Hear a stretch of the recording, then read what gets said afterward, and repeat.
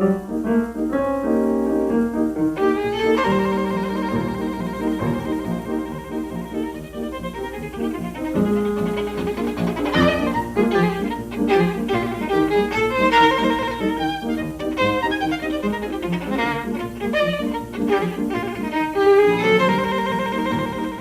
buenos días. En el programa de hoy vamos a leer el comienzo del libro Los detectives salvajes de Roberto Bolaño. Esto se desarrolla, según la novela naturalmente, el 2 de noviembre de 1975. Y dice: he sido cordialmente invitado a formar parte del realismo visceral. Por supuesto, he aceptado. No hubo ceremonia de iniciación. Mejor así. Continúa el 3 de noviembre. No sé muy bien en qué consiste el realismo visceral. Tengo 17 años, me llamo Juan García Madero, estoy en el primer semestre de la carrera de Derecho. Yo no quería estudiar Derecho, sino Letras, pero mi tío insistió y al final acabé transigiendo. Soy huérfano. Seré abogado. Eso le dije a mi tío y a mi tía, y luego me encerré en mi habitación y lloré toda la noche. O al menos una buena parte. Después, con aparente resignación, entré a la gloriosa Facultad de Derecho. Pero al cabo de un mes me inscribí en el taller de poesía de Julio César Álamo en la Facultad de Filosofía y Letras. Y de esa manera conocí a los realvisceralistas o vicerrealistas, e incluso vicerrealistas como a veces gustan llamarse. Hasta entonces, yo había asistido 4 veces al taller y nunca había ocurrido nada. Lo cual es un decir, porque bien murado siempre ocurrían cosas. Leíamos poemas y Álamo, según estuviera de humor, los alababa o los pulverizaba. Uno leía, Álamo criticaba, otro leía, Álamo criticaba, otro más volvía a leer, Álamo criticaba. A veces Álamo se aburría y nos pedía a nosotros, los que en ese momento no leíamos, que criticáramos también. Y entonces nosotros criticábamos y Álamo se ponía a leer el diario. El método era el idóneo para que nadie fuera amigo de nadie o para que las amistades se cimentaran en la enfermedad y el rencor. Por otra parte, no puedo decir que Álamo fuera un buen crítico, aunque siempre hablaba de la crítica. Ahora creo que hablaba por hablar. Sabía lo que era una perífrasis. No muy bien, pero lo sabía. No sabía, sin embargo, lo que era una pentapodia, que como todo el mundo sabe en la métrica clásica es un sistema de 5 pies. Tampoco sabía lo que era un nicárqueo, que es un verso parecido al falesio, ni lo que era un tetrástico, que es una estrofa de 4 versos. ¿Que cómo sé yo que no lo sabía? Porque cometí el error el primer día de taller de preguntárselo. No sé en qué estaría pensando. El único poeta mexicano que sabe de memoria estas cosas es Octavio Paz, nuestro gran enemigo. El resto no tiene ni idea. Al menos eso fue lo que me dijo Ulises Lima, minutos después de que yo me sumara y fuera amistosamente aceptado en las filas del realismo visceral. Hacerle esas preguntas a Álamo fue, como no tardé en comprobarlo, una prueba de mi falta de tacto. Al principio pensé que la sonrisa que me dedicó era de admiración. Luego me di cuenta que más bien era de desprecio. Los poetas mexicanos, supongo que los poetas en general, detestan que se les recuerde su ignorancia. Pero yo no me arredré, y después de que me destrozara un par de poemas en la segunda sesión a la que asistía, le pregunté si sabía qué era un rispetto. Álamo pensó que yo le exigía respeto para mis poesías y se largó a hablar de la crítica objetiva, para variar, que es un campo de minas por donde debe transitar todo joven poeta, etc. Pero no lo dejé proseguir. Y tras aclararle que nunca en mi corta vida había solicitado respeto para mis pobres creaciones, volví a formularle la pregunta, esta vez intentando vocalizar con la mayor claridad posible. «No me vengas con chingaderas, García Madero», dijo Álamo. «Un respeto, querido maestro», le dije. «Es un tipo de poesía lírica, amorosa, para ser más exactos, semejante al strambotto, que tiene 6 u 8 endecasílabas, los 4 primeros en forma de serventesio y los siguientes construidos en pareados. Por ejemplo, y ya me disponía a darle 1 o 2 ejemplos, cuando Álamo se levantó de un salto y dio por terminada la discusión. Lo que ocurrió después es brumoso, aunque yo tengo buena memoria, porque recuerdo la risa de Álamo y también las de 4 o 5 compañeros de taller, posiblemente celebrando un chiste a costa mía. Otro en mi lugar no hubiera vuelto a poner los pies en el taller. Pero pese a mis infaustos recuerdos, o a la ausencia de recuerdos para el caso tan infausta o más que la retención de estos, a la semana siguiente estaba allí puntual como siempre. Creo que fue el destino el que me hizo volver.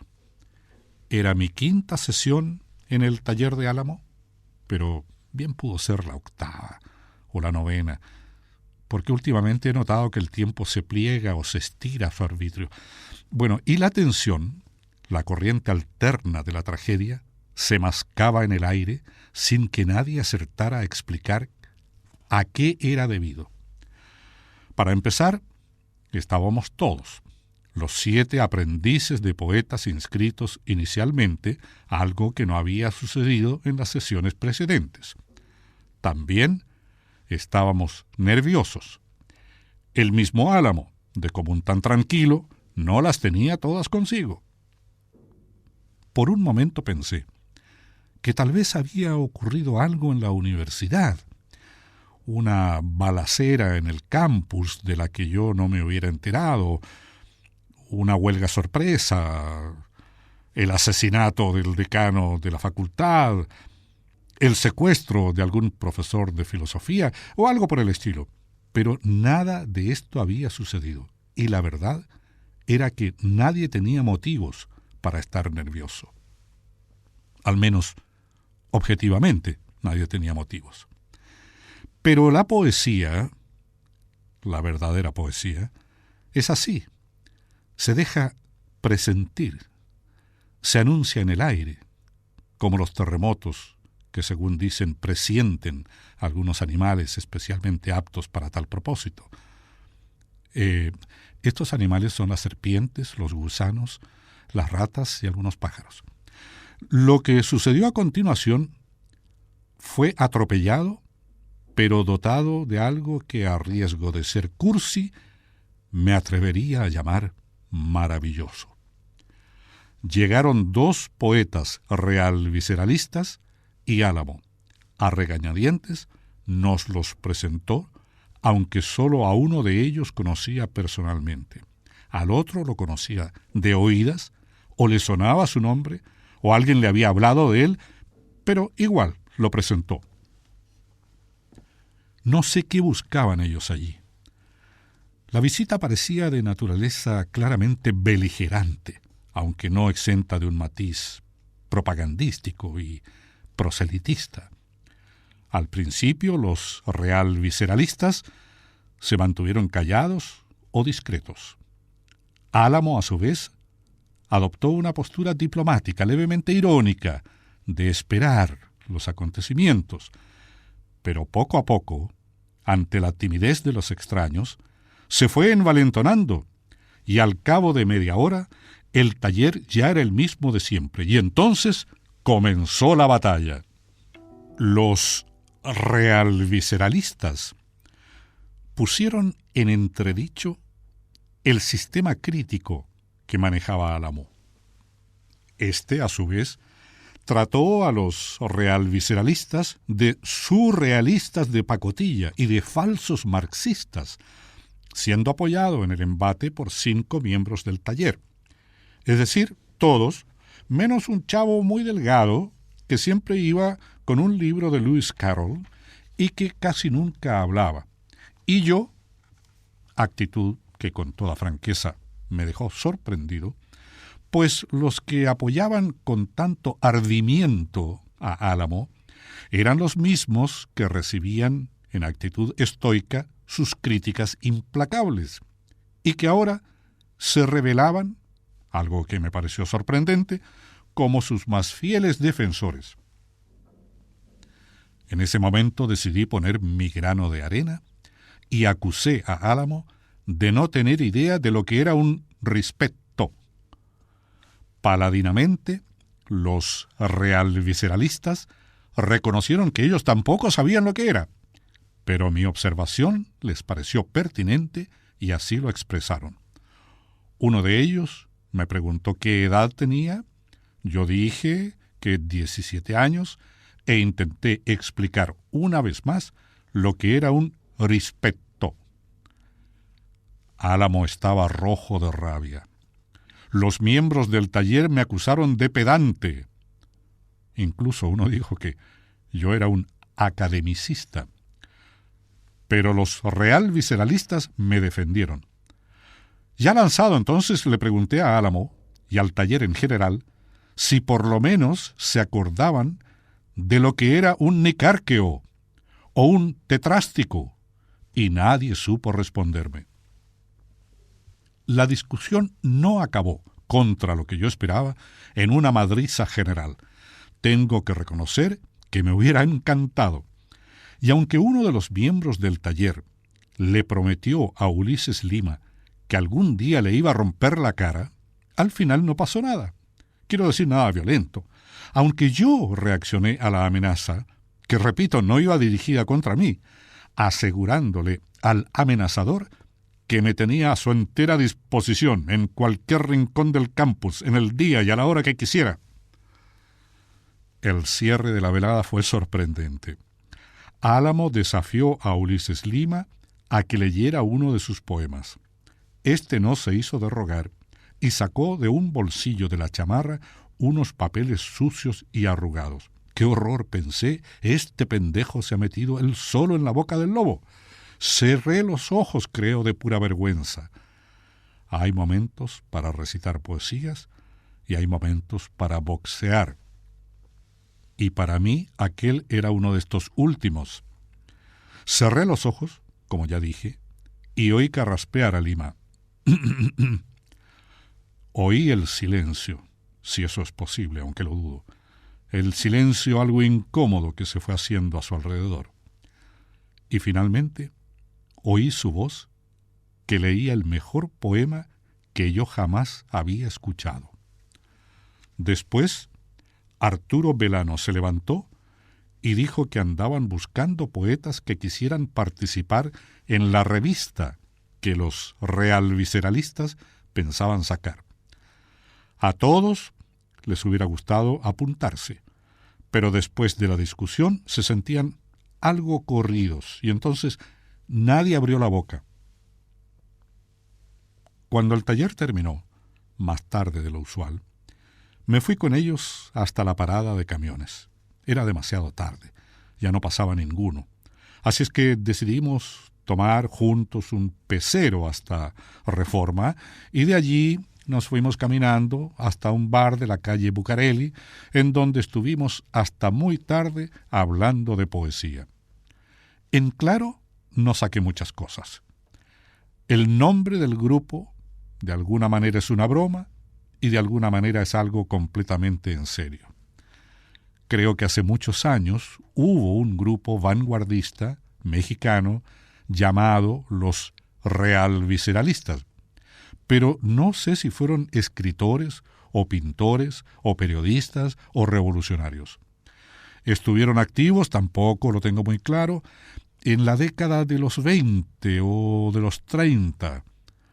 Por descontado, nunca había oído hablar de ese grupo, pero esto es achacable a mi ignorancia en asuntos literarios. Según Arturo Belano, los realvisceralistas se perdieron en el desierto de Sonora. Después mencionaron a un tal Cesárea, era mujer, una tal Cesárea Tinajero o Tinaja, no lo recuerdo. Creo que por entonces yo discutía a gritos con un mesero por unas botellas de cerveza y luego ellos hablaron de las poesías del conde de Lautréamont, algo en las poesías relacionado con la tal Tinajero, y después Lima hizo una aseveración misteriosa. Según él, los actuales realvisceralistas caminaban hacia atrás. ¿Cómo hacia atrás?, pregunté. De espaldas, mirando un punto, pero alejándonos de él, en línea recta hacia lo desconocido. Dije que me parecía perfecto caminar de esa manera, aunque en realidad no entendí nada. Bien pensado es la peor forma de caminar. Más tarde llegaron otros poetas, algunos realvisceralistas, otros no, y la baraúnda se hizo imposible. Por un momento pensé que Belano y Lima se habían olvidado de mí, ocupados en platicar con cuanto personaje estrafalario se acercaba a nuestra mesa. Pero, cuando empezaba a amanecer, me dijeron si quería pertenecer a la pandilla. No dijeron grupo o movimiento, no. Dijeron pandilla, y eso me gustó. Por supuesto dije que sí. Fue muy sencillo. Uno de ellos, Belano, me estrechó la mano, dijo que ya era uno de los suyos, y después cantamos una canción ranchera. Eso fue todo. La letra de la canción hablaba de los pueblos perdidos del norte y de los ojos de una mujer. Antes de ponerme a vomitar en la calle, les pregunté si esos eran los ojos de Cesárea Tinajero. Belano y Lima me miraron y dijeron que sin duda yo ya era un realvisceralista y que juntos íbamos a cambiar la poesía latinoamericana. A las 6 de la mañana tomé otro de esos taxis peceros, por lo de $1, usted sabe, esta vez solo, que me trajo hasta la colonia Lindavista, donde vivo. Y hoy no fui a la universidad. He pasado todo el día encerrado en mi habitación escribiendo poemas.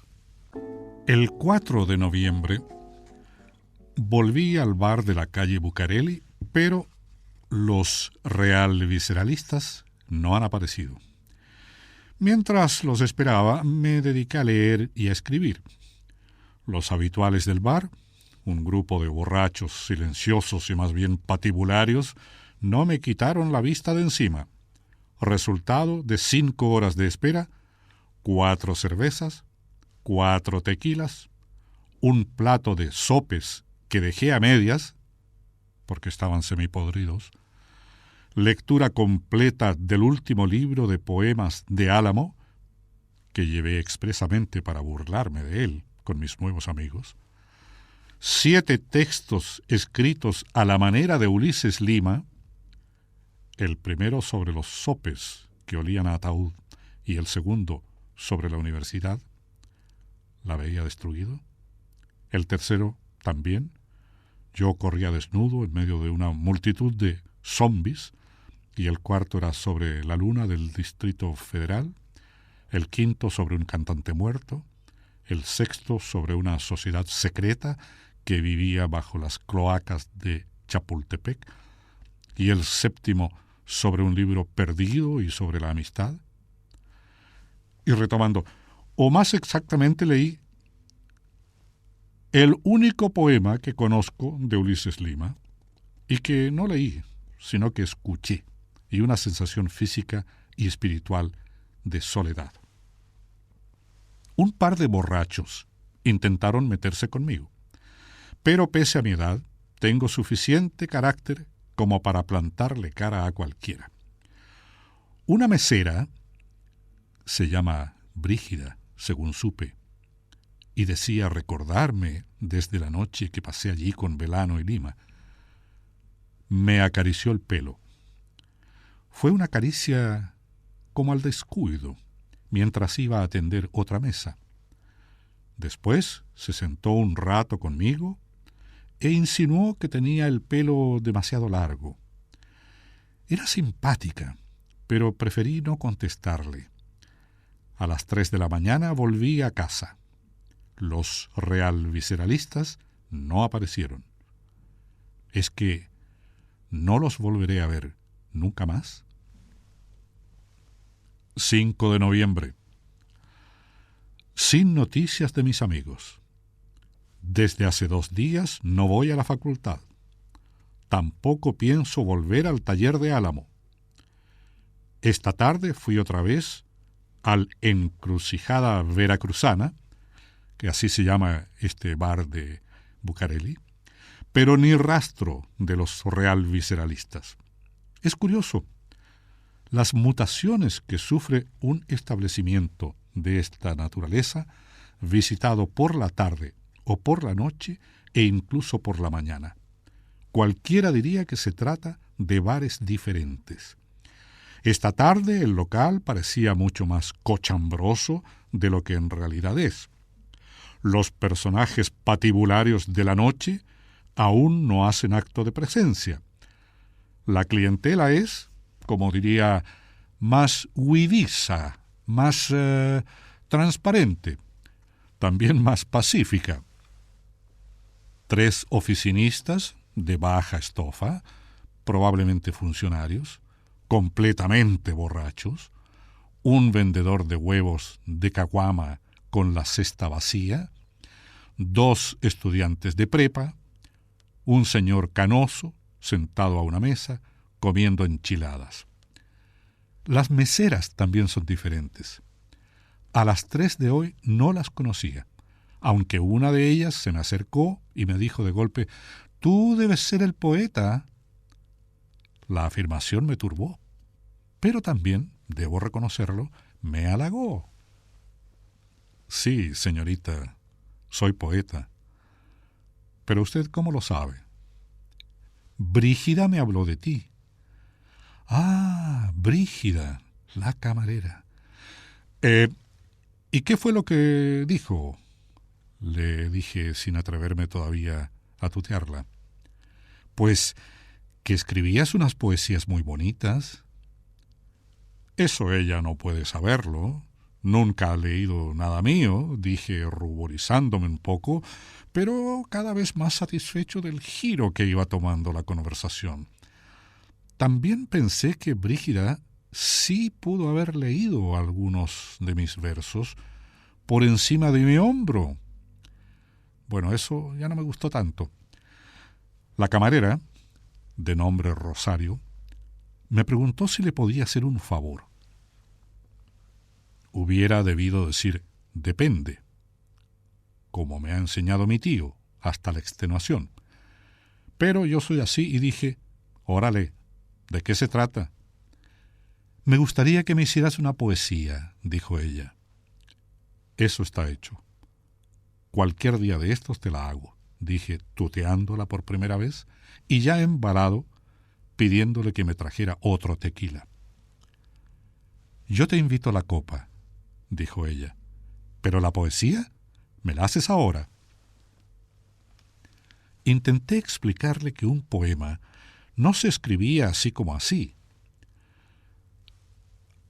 «Dime, ¿a qué se debe tanta prisa?», le dije.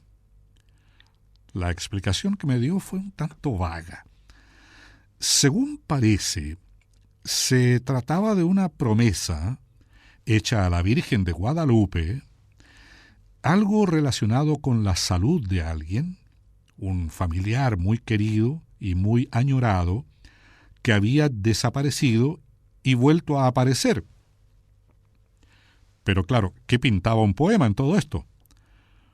Por un instante pensé que había bebido demasiado, que llevaba muchas horas sin comer y que el alcohol y el hambre me estaban desconectando de la realidad. Pero luego pensé que no era para tanto.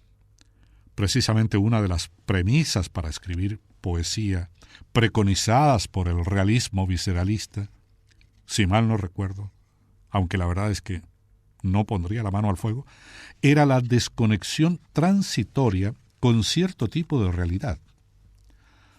Sea como sea, lo cierto es que a aquella hora los clientes en el bar escaseaban, por lo que las otras dos camareras poco a poco se fueron acercando a mi mesa y ahora me hallaba rodeado en una posición aparentemente inocente, realmente inocente, pero que a cualquier espectador no avisado, un policía por ejemplo, no se lo parecería.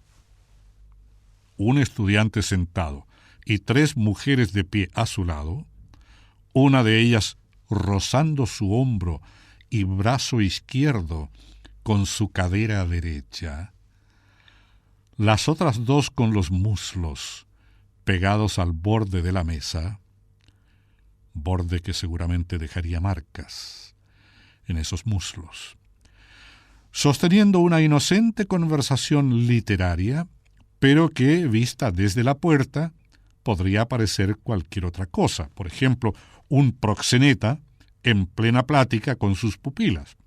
O, por ejemplo, un estudiante rijoso que no se deja seducir. Decidí cortar por lo sano. Me levanté como pude, pagué, dejé un cariñoso saludo para Brígida y me fui. En la calle, el sol me cegó durante unos segundos. 6 de noviembre. Hoy tampoco he ido a la facultad. Me levanté temprano, tomé el camión con destino a la UNAM, pero me bajé antes y dediqué gran parte de la mañana a vagar por el centro. Primero entré en la librería del sótano y me compré un libro de Pierre Louis. Después crucé Juárez, compré una torta de jamón y me fui a leer y a comer sentado en un banco de la Alameda. La historia de Louis, pero sobre todo las ilustraciones, me provocaron una erección de caballo. Intenté ponerme de pie y marcharme, pero con la verga en ese estado era imposible caminar sin provocar miradas y el consiguiente escándalo, no solo ya de las viandantes, sino de los peatones en general. Así que me volví a sentar, cerré el libro y me limpié de migas la chamarra y el pantalón. Durante mucho rato estuve mirando algo que me pareció una ardilla y que se desplazaba sigilosamente por las ramas de un árbol. Al cabo de 10 minutos aproximadamente, me di cuenta que no se trataba de una ardilla, sino de una rata enorme. El descubrimiento me llenó de tristeza. Ahí estaba yo, sin poder moverme, y a 20 metros, bien agarrada a una rama, una rata exploradora y hambrienta en busca de huevos de pájaros o de migas arrastradas por el viento hasta la copa de los árboles. La congoja me subió hasta el cuello y tuve náuseas. Antes de vomitar me levanté y salí corriendo. Al cabo de 5 minutos a buen paso, la erección había desaparecido. Por la noche estuve en la calle Corazón, viendo un partido de fútbol. Los que jugaban eran mis amigos de infancia, aunque decir amigos de infancia tal vez sea excesivo. La mayoría todavía está en prepa y otros han dejado de estudiar y trabajan con sus padres o no hacen nada. Desde que yo entré en la universidad, El foso que nos separaba se agrandó de golpe y ahora somos como de dos planetas distintos. Pedí que me dejaran jugar. La iluminación en la calle Corazón no es muy buena y la pelota apenas se veía. Además, cada cierto tiempo pasaban automóviles y había que parar. Recibí 2 patadas y un pelotazo en la cara. Suficiente. Leeré un poco más de Pierre Louis y después apagaré la luz. 7 de noviembre. La Ciudad de México tiene 14 millones de habitantes. No volveré a ver a los realvisceralistas. Tampoco volveré a la facultad ni al taller de Álamo. Ya veremos cómo me las arreglo con mis tíos. He terminado el libro de Luis titulado Afrodita y ahora estoy leyendo a los poetas mexicanos muertos, o sea, mis futuros colegas. 8 de noviembre. He descubierto un poema maravilloso. De su autor, Efrén Rebolledo, que vivió entre 1877 y 1929, nunca me dijeron nada en mis clases de literatura. Aquí lo transcribo. Se titula El vampiro y dice: ruedan tus rizos lóbregos y gruesos por tus cándidas formas como un río, y esparzo en su raudal, crespo y sombrío, las rosas encendidas de mis besos. En tanto que descojo los espesos anillos, siento el roce leve y frío de tu mano, y un largo calosfrío me recorre y penetra hasta los huesos. Tus pupilas, caóticas y hurañas, destellan cuando escuchan el suspiro que sale desgarrando las entrañas. Y mientras yo agonizo, tú, sedienta, finges un negro y pertinaz vampiro que de mi sangre ardiente se sustenta. La primera vez que leí este poema, hace unas horas, no pude evitar encerrarme con llave en mi cuarto y proceder a masturbarme mientras lo recitaba 1, 2, 3, hasta 10 o 15 veces, imaginando a Rosario, la camarera, encima de mí, pidiéndome que le escribiera un poema para ese ser querido y añorado, o rogándome que la tirara sobre la cama. Ya aliviado, he tenido ocasión de reflexionar sobre el poema. El raudal crespo y sombrío no ofrece, creo, ninguna duda de interpretación. No sucede lo mismo con el primer verso de la segunda cuarteta, en tanto que despojo, no, él dice que descojo los espesos anillos, que bien pudiera referirse al raudal crespo y sombrío, uno a uno, estirado o desenredado, pero donde el verbo descoger tal vez oculte algún significado. Los espesos anillos tampoco están muy claros.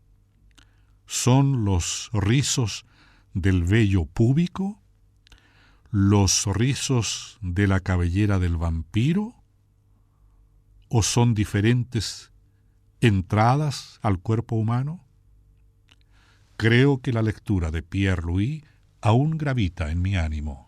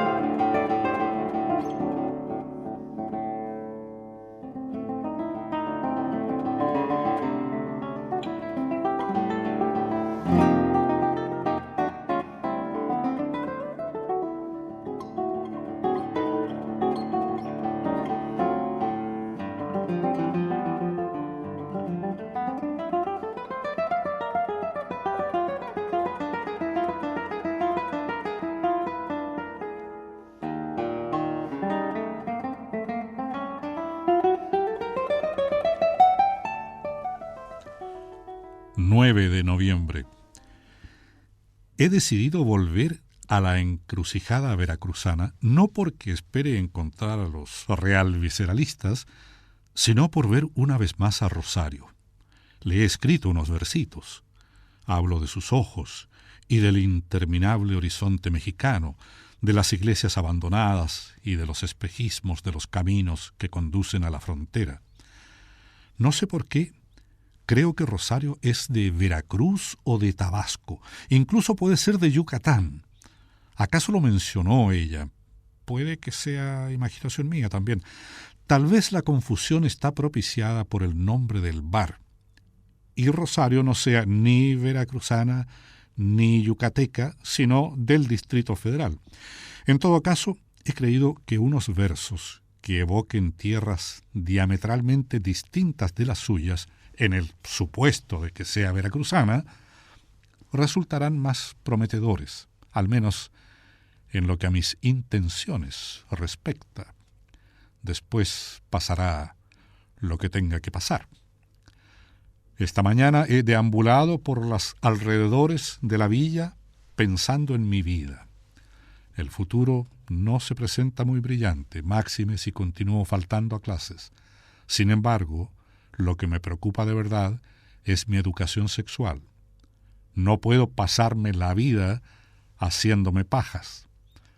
También me preocupa mi educación poética, pero es mejor no enfrentarse a más de un problema a la vez, ¿no? ¿Tendrá novio Rosario? Si tiene novio, ¿será un tipo celoso y posesivo?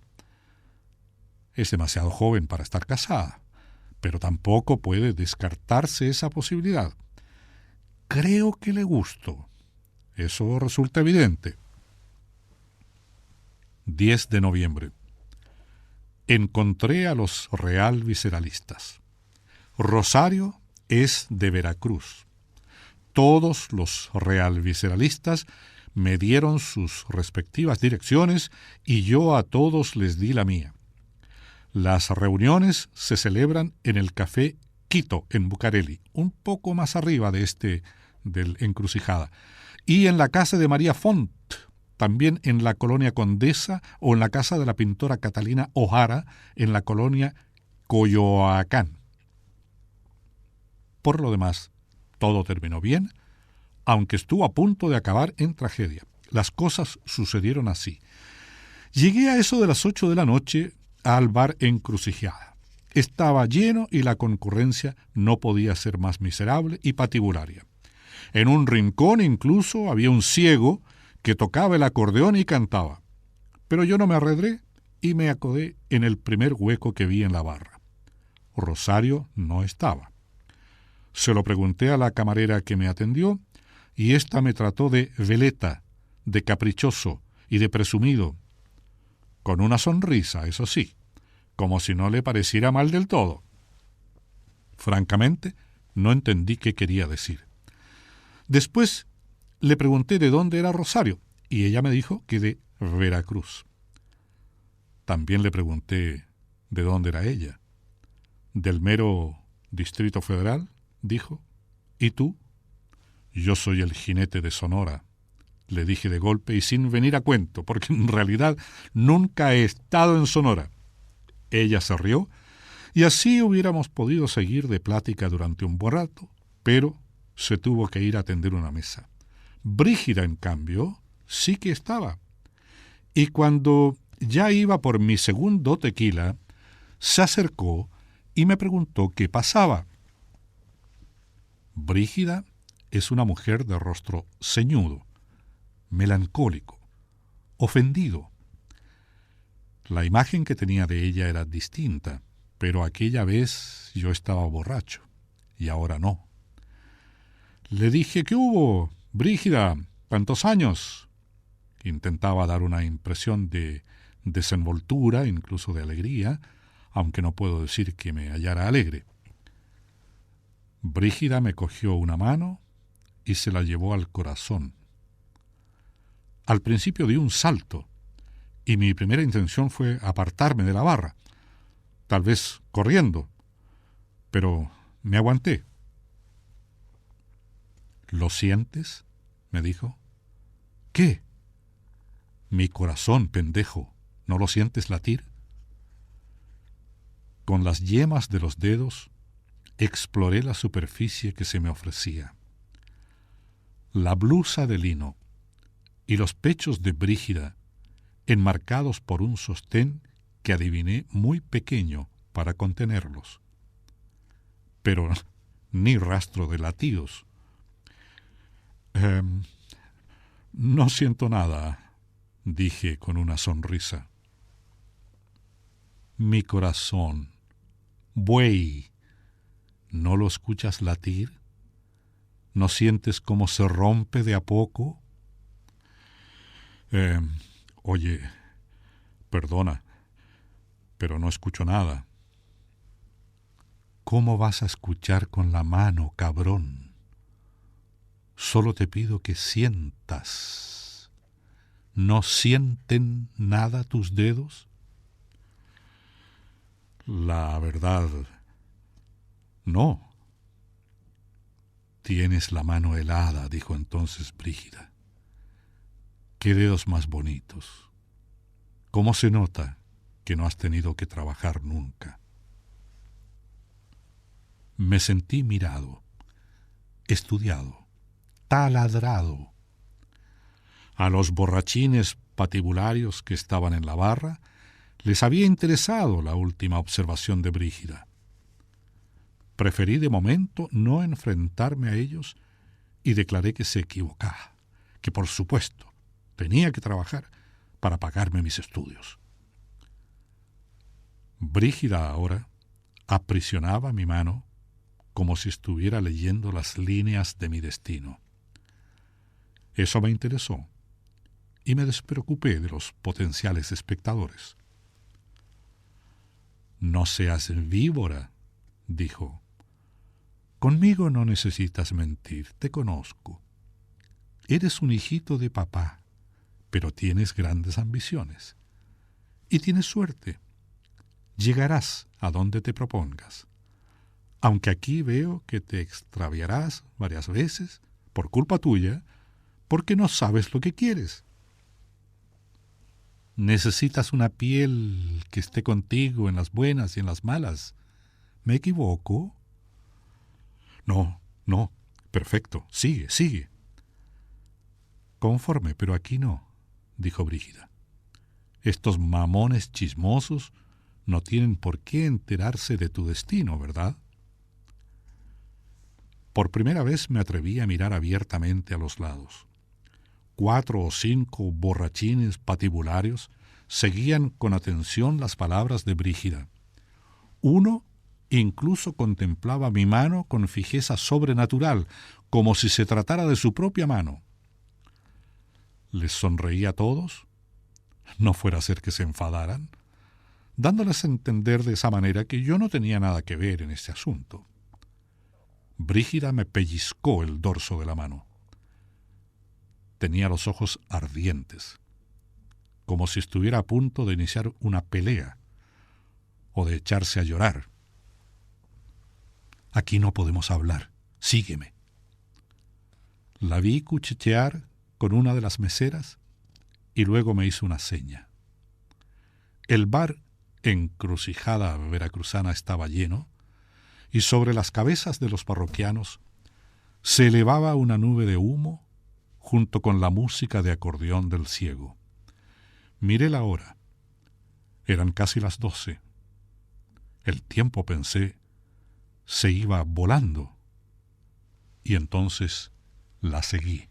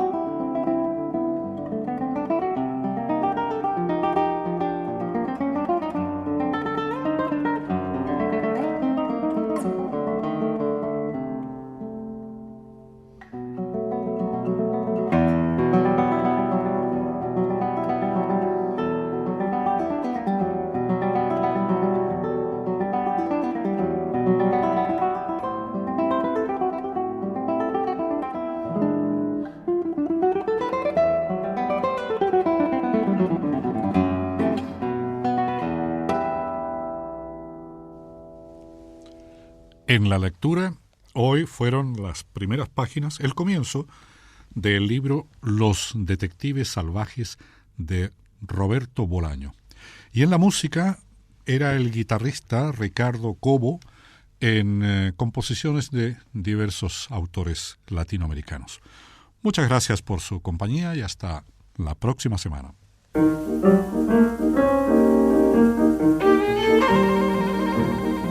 Radio Beethoven presentó Recortes con Patricio Bañados.